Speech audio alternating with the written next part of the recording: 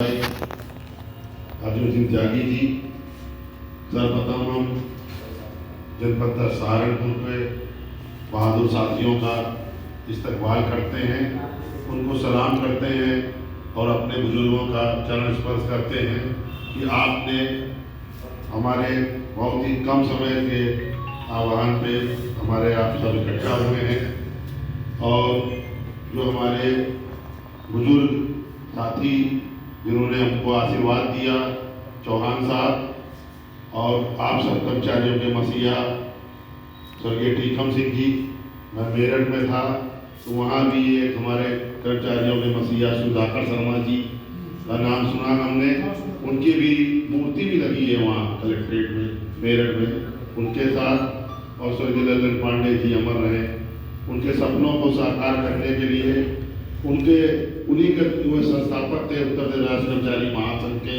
आज मैं उसका प्रांतीय अध्यक्ष हूँ और मुझको इसका कतई भी घमंड नहीं है कि मैं अध्यक्ष हूँ या मैं बहुत बड़ा नेता हूँ।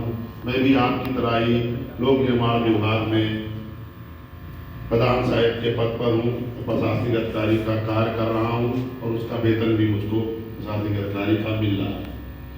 साथियों, जो ये मांग पत्र है, इस मांग पत्र में पुरानी पेंशन की बहाली 10 जून 2023 को सेंटर फॉर कन्फेडरेशन की बैठक हुई, जिसमें 3 नवंबर की डेट फिक्स हुई और उससे बड़ी बात यह है कि अखिल भारतीय राज्य सरकारी कर्मचारी महासंघ, जिससे 31 राज्य जुड़े हुए हैं, आपके नजदीक हरियाणा से हैं, माननीय सुभाष रावत जी इसके राष्ट्रीय अध्यक्ष हैं और केरल से श्री कुमार जी राष्ट्रीय महासचिव हैं।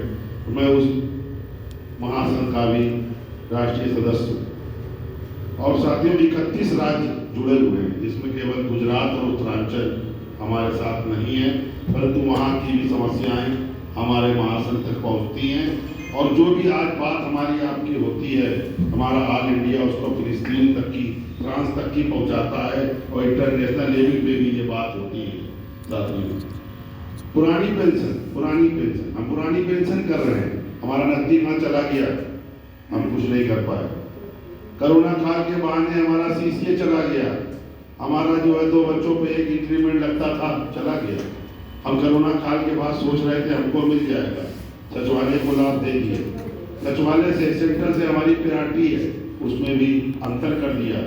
वहाँ का समीक्षा अधिकारी को 4200 मिल रहा है और हमारे खनिज सहायक को 2000 मिल रहा है, इसको भी 4200 मिलना चाहिए। जो सूचना हमारी बन रही है, जो जिले से कृषि विभाग सूचना बना के भेजता है निदेशालय या उसके बाद शासन जाता है तो उसको 4200 मिलता है और हम अपने पूरे क्षेत्र की सूचना बना के भेजते हैं सहारनपुर से तो हमको 2000 मिलता है। ये कितना बड़ा विडंबना की बात है। और एक आपके कृषि विभाग में वरिष्ठ प्रशासनिक अधिकारी के पदों का सृजन करना है, कई वर्षों से ये चल रहा है, परंतु मैं वादा करता हूँ 3 नवंबर के बाद आपकी इस मांग को तत्काल पूरा कराने का प्रयास करूंगा और वरिष्ठ प्रशासनिक अधिकारी के जो पद बढ़ने हैं वो बढ़ाए जाएं ताकि हमारे बुजुर्ग साथी वरिष्ठ प्रशासनिक अधिकारी के पद से सेवानिवृत्त हों। एक आपके विभाग में और मांग है, मेरी जानकारी में है, वो इसलिए क्योंकि धर्मेंद्र प्रताप सिंह जो आपके मिनिस्ट्रियल के प्रांतीय अध्यक्ष हैं, वो हमारे कार्यकारी महासंघ के अध्यक्ष हैं और वो है 26 साल में 4600, वो भी आपको नहीं मिल रहा है। साथियों, मैं वादा करता हूँ अति शीघ्र आपको वो भी दिलवाऊंगा।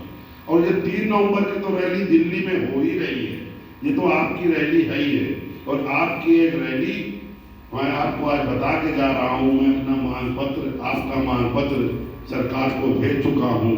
यदि उन्होंने 1 माह के अंदर उस पर विचार नहीं किया तो 10 दिसंबर से 16 दिसंबर के बीच 1 दिवसीय रैली इको गार्डन पर करूंगा और उत्तर प्रदेश से उपस्थित होकर अब ये बता देंगे महासंघ के माध्यम से कि हम सब एक हैं।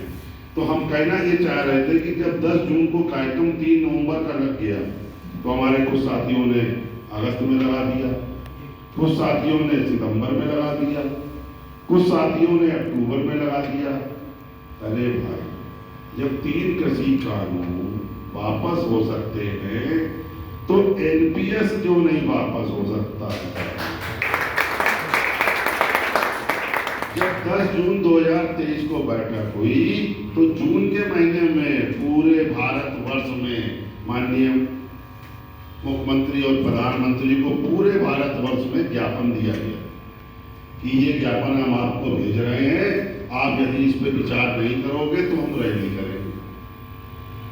जब ये प्रचार प्रसार हो रहा है, मीडिया ने उसको छापा भी है, जानकारी पूरे उत्तर प्रदेश को नेताओं को भी है जो दूसरे विभागों में है, लेकिन उसके बाद भी वह जो है ये हमारे आपस में बांटने का काम कर रहे हैं साथियों।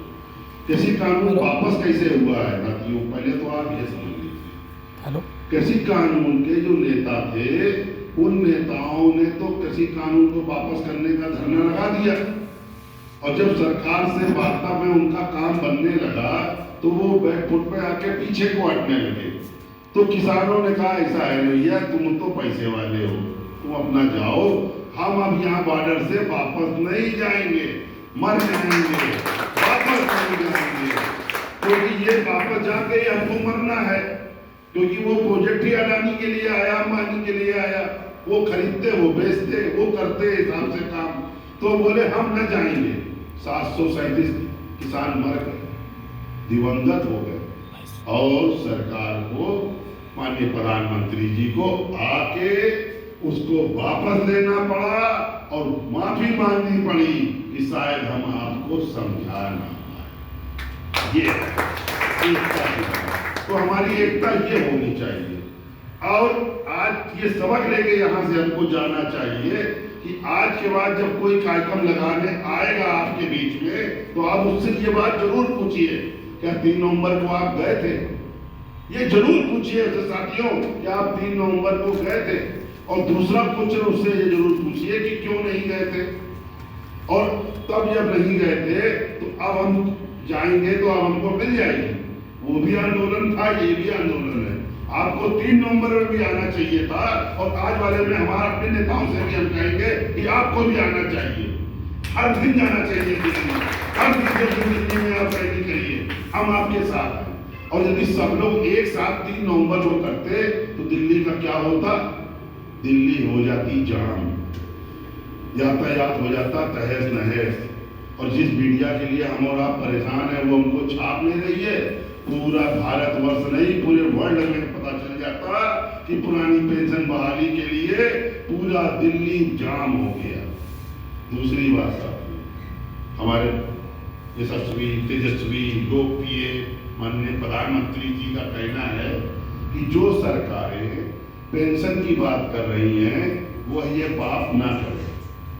आज हम सहारनपुर की धरती से माननीय प्रधानमंत्री जी को ये संदेश देना चाहते हैं कि कम से कम आप भी अपने सांसदों और विधायकों को समझाएं और अपनी पेंशन का त्याग करें।